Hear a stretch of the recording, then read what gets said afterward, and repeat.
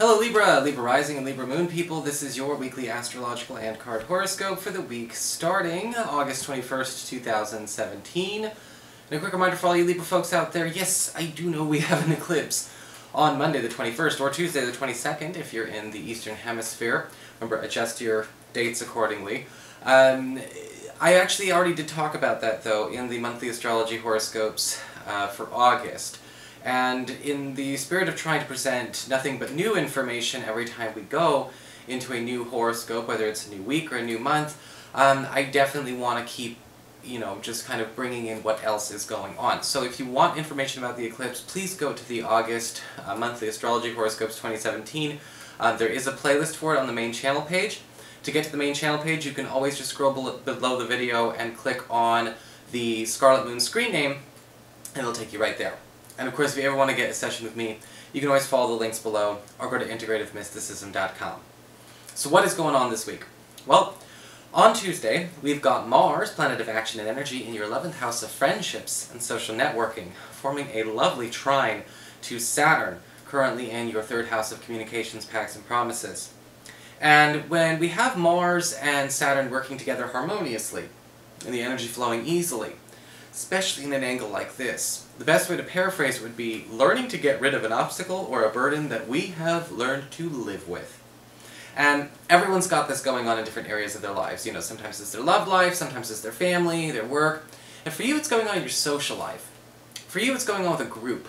Whether it's connecting with a friend, a best friend, a team, getting rid of a burden or an obstacle that you've been struggling with, especially within the last, say, 90 days, what has to go? This may not necessarily be a person who has to go, but we are dealing with a problem in one of our closer social or one of our closer professional or colleague relationships that we're both just learning to live with, that we don't necessarily need to. What's been getting swept under the rug? And this week we have a chance to actually improve upon this friendship or this relationship by actually getting rid of and expelling whatever this livable burden has been for so long. Later on in the week, on Saturday, we have Mercury, currently retrograde in your 12th house, so your past, your privacy, and your hidden zone, forming a tight conjunction to the Sun, currently in the same area, all in Virgo. And Mercury retrograde is unraveling secrets, and it's basically pulling out hidden information from you and from others around you during this time. And when it conjuncts to the Sun, a revealing of a secret that you've been keeping may actually prove to be quite helpful. Now be careful about betraying another person's confidence, but this may be actually a dual confession between you and a friend or you and a loved one that kind of breaks the ice. The I'll show you yours if you show me, I'll show you mine if you show me yours kind of information share. And this does seem to be actually, again, bringing the two of you closer in this regard. This may be something that everyone's afraid of doing. This may be something that you do as a return of somebody actually sharing something very intimate and vulnerable with you. Either way, make sure, again, the only information that you're sharing is stuff that's about you and you alone. Be careful about betraying another person's confidence just because you're trying to earn somebody else's. Because that's where Mercury retrograde can flub you up. So what's going on with your cards this week? Well, for your spiritual advice, we do have the card of the Swan. And the Swan does talk about transition. It is this deck's death card. But when we talk about the Swan, it's basically paying attention to transition in a different way. Outcomes, final products, and all that are almost never what we expected. Often they are better or simply just different. And the Swan is basically saying this week you may actually be noticing that there is an era or a style, or perhaps even a procedural way of going about your life, whether it's, again, for work, for pleasure, for your spiritual life, for your social life, or even with yourself, that needs to go. Procedure for the sake of procedure, habit for the sake of habit, history for the sake of history, isn't really good enough. And the Swan card is basically saying this week we're getting rid of things that we've learned to live with. Well, the Swan card is also saying, where are things turning out better for you because we're getting rid of things we're attached to simply because we've had them or they've been around for so long. That kind of attachment does not hold up on its own, and it doesn't age very well. But this week we actually have some good news if we're willing to let it go gracefully.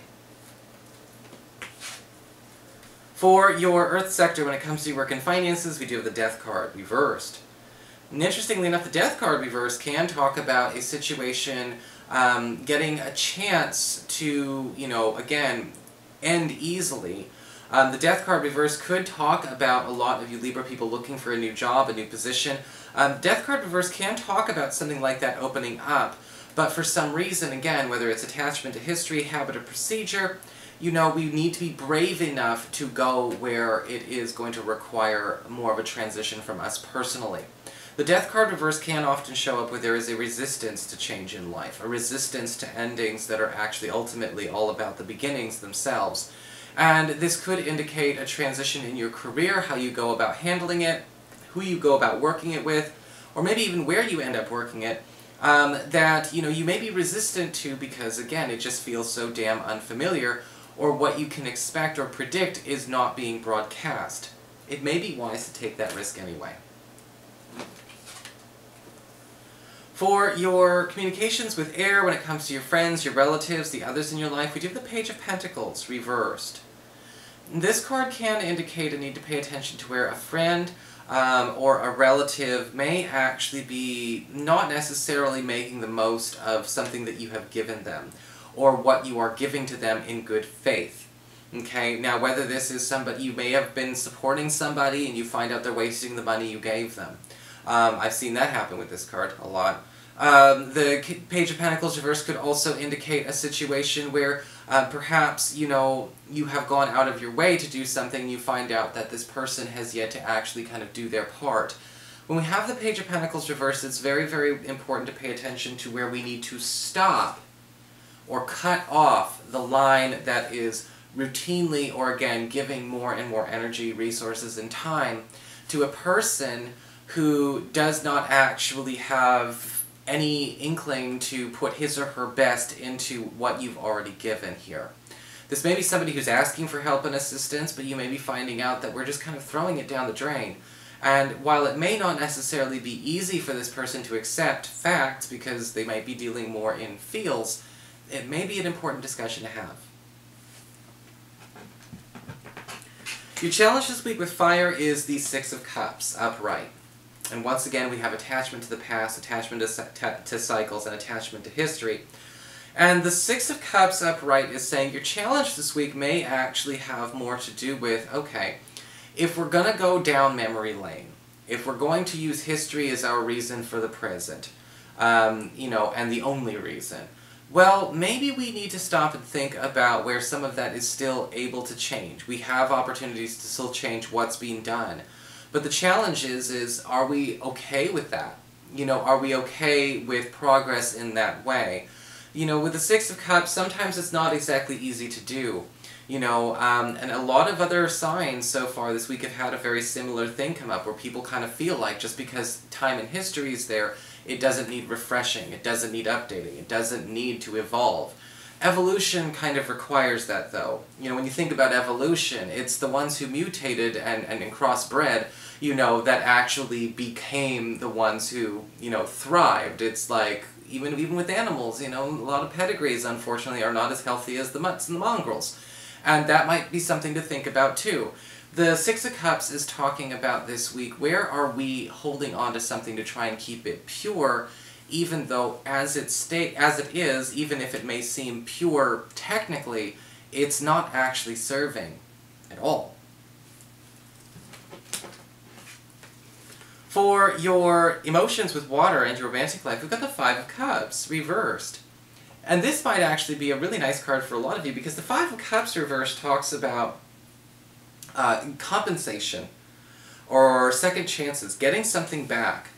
You may be finding that a crush or a partner may actually be doing something to make something up to you this week, whether it's making up to you over something that you know they've done wrong with, or just wrong has happened, or maybe they're trying to make something up to you and they didn't even do anything wrong, and it's just a gift for all intents and purposes.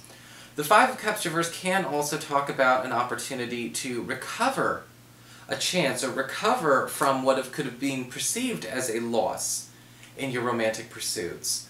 If this is something that maybe you feel like you missed out, like you screwed up on a first date, or you didn't call somebody in time, or you didn't take the leap, a second opportunity to make up for that lost time will be coming. So that is your horoscope. I hope you enjoyed it. If you did, please like, share, and subscribe. You know I appreciate it. And of course, if you ever want to get a session, you can always follow the links below, or go to integrativemysticism.com.